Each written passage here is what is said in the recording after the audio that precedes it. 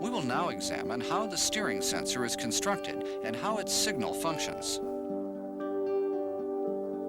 The steering sensor is fitted to the turn signal switch assembly. It monitors the rotational direction and angle of the steering wheel. The steering sensor consists of a slotted disc that turns with the steering wheel as a unit.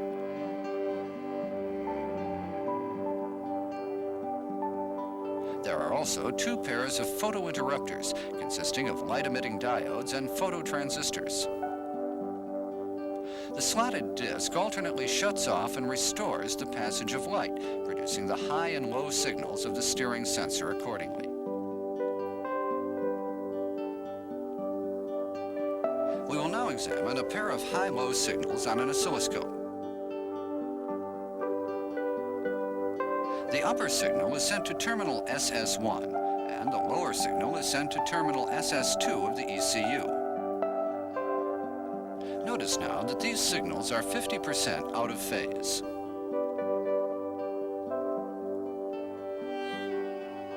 The rise and fall of these signals can be represented by the numbers 1 and 0. In the case of these signals, a 1 means that the signal is high, while a 0 means that it is low.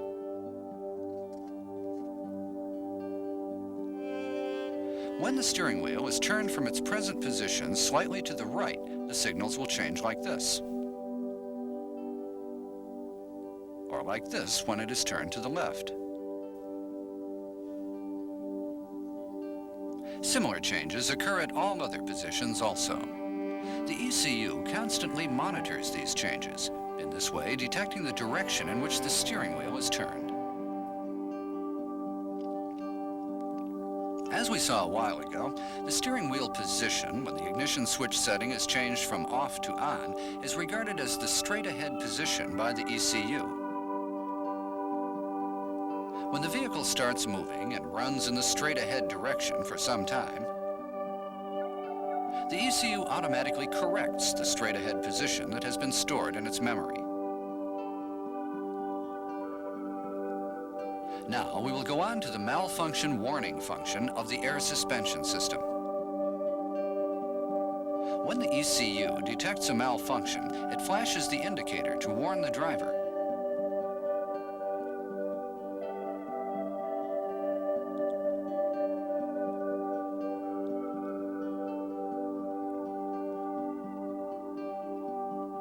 For instance, if the height control sensor is disconnected for some reason.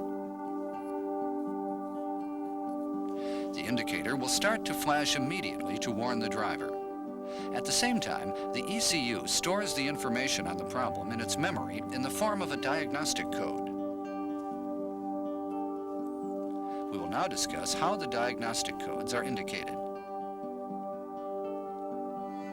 While the indicator is flashing,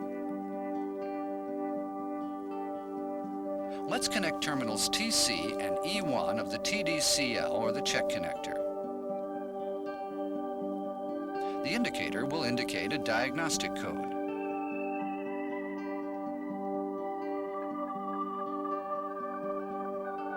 This particular signal corresponds to diagnostic code number 14.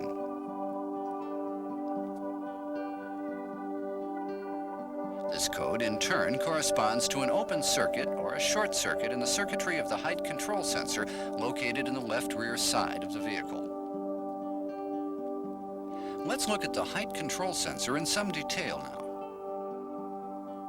Next, we'll look at the SHCLK and SHLOAD terminal signals on an oscilloscope. The upper signal is coming from SHCLK, and the lower signal is coming from SHLOAD. These signals are the basis for the vehicle height signals supplied to the ECU. We will next explain the vehicle height signals. This is a vehicle height signal. It actually consists of two signals. One indicates the vehicle height, and the other is used for diagnosis. This height signal varies in 16 different ways depending on the actual vehicle height.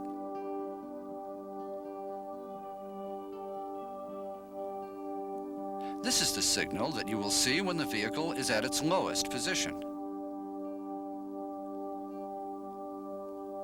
It changes like this as the height increases.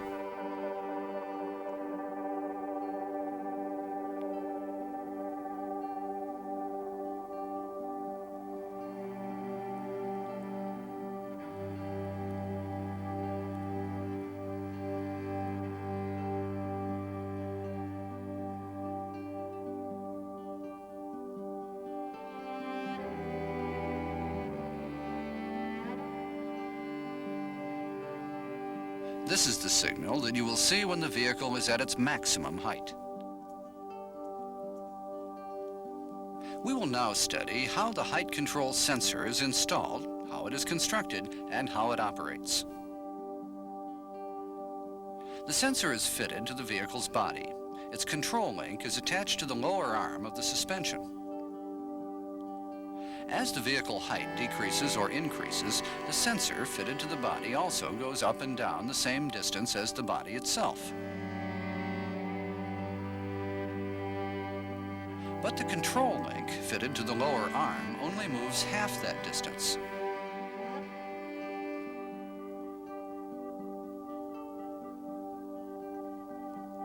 As a result, the lever located between the sensor and the control link moves around the sensor. The sensor converts the rotary movement of the lever into a change in vehicle height signal. Therefore, if the control link is longer than the specification, the sensor will misinterpret the situation and judge that the vehicle height is lower than it actually is. As a result, the ECU may adjust the vehicle height to a higher level than it should.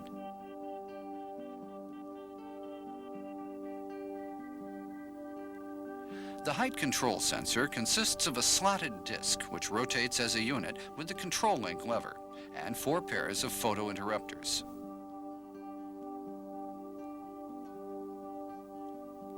This graph shows the relation between the on-off operations of the 4 phototransistors and the 16 vehicle heights sensed by the ECU. As you see here, the on and off positions form up to 16 different combinations. And these correspond to 16 different changes in the vehicle height signal. Now, let's assume that transistor number 1 is always turned off due to a malfunction. If this occurs, it is most likely that the vehicle height signals for vehicle heights 7 through 14 will be incorrect. Let's compare these incorrect signals with the normal signals we saw a while ago on the oscilloscope.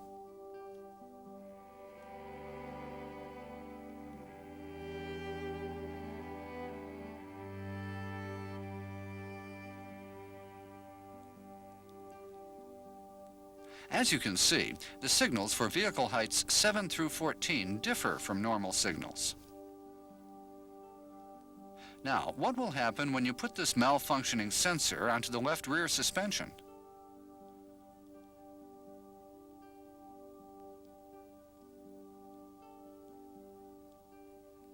The vehicle height control may be suspended.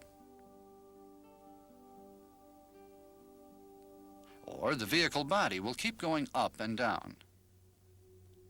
But the indicator will not flash to warn the driver of a malfunction.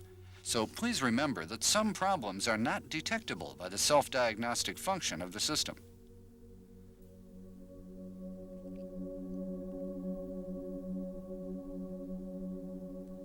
Let's spend some time now on diagnostic codes 21 through 42. These correspond to an open circuit or short circuit of the actuator circuits. The diagnostic function detects electronic problems, but it cannot tell you if the actuators are functioning normally. This is why a height control connector has been provided. It makes for easy checking of all actuator operations related to the vehicle height control.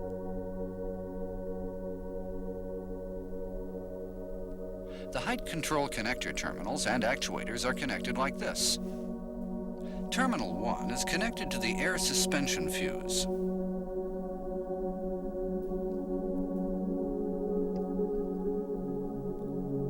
When terminals 7 and 1 are connected to each other while the ignition switch is on, the number 1 height control relay goes on, activating the compressor motor.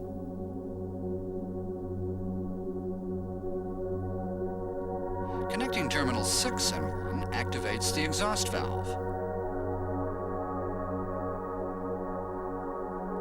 Connecting terminal 1 with terminals 2 through 5 activates individual height control valves.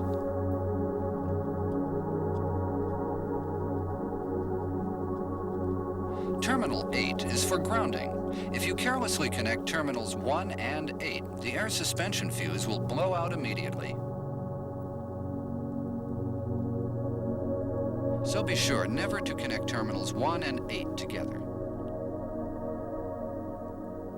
To check the discharge of air from the air suspension cylinders, first turn the ignition switch on, then connect terminals 6 and 1. This opens the exhaust valve.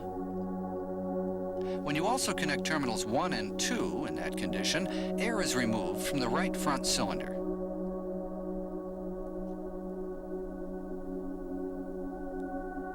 And the vehicle height decreases as a result.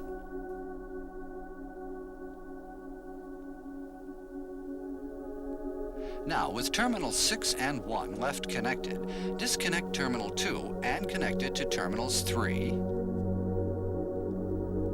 4, and 5 one at a time. This removes air from the corresponding cylinders. We will now check the charging of the compressed air. Connecting terminals 7 and 1 activates the compressor motor. When you then connect terminals 1 and 5, air is pumped into the left rear cylinder.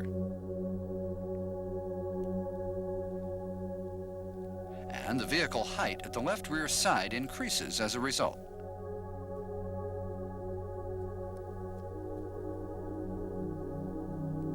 With terminals 7 and 1 left connected, disconnect terminal 5 and connect it to terminals 4, 3, and 2 one at a time. This fills the corresponding cylinders with air. You will realize that the height control connector is very convenient when you're checking actuator operations. During the operation of each actuator, you will notice that the norm indicator is flashing. This is because the battery is connected directly to the actuators, and diagnostic codes 31, 33, 34, 35, and 41 are stored in the ECU's memory.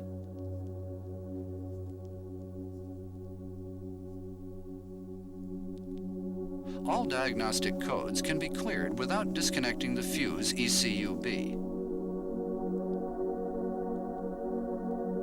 To clear all diagnostic codes, first turn the ignition switch off. Then, connect height control connector terminals 8 and 9 like this.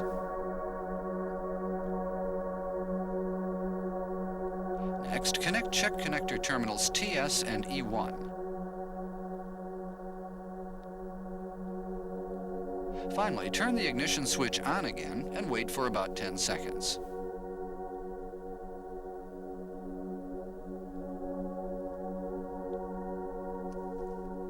All diagnostic codes have now been erased from memory.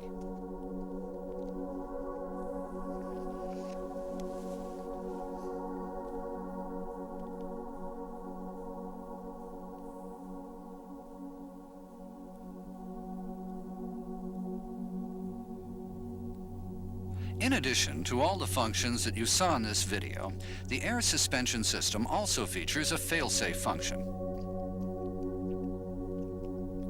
When the suspension ECU detects a problem, the ECU not only stores appropriate diagnostic codes in its memory.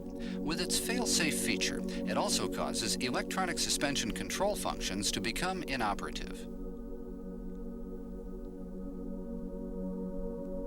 We have now come to the end of our explanation regarding the electronically modulated air suspension system of the LS400. For more detailed information, we suggest that you refer to such publications as New Car Features, Repair Manuals, Electrical Wiring Diagrams, and the High-Tech Instruction Manual.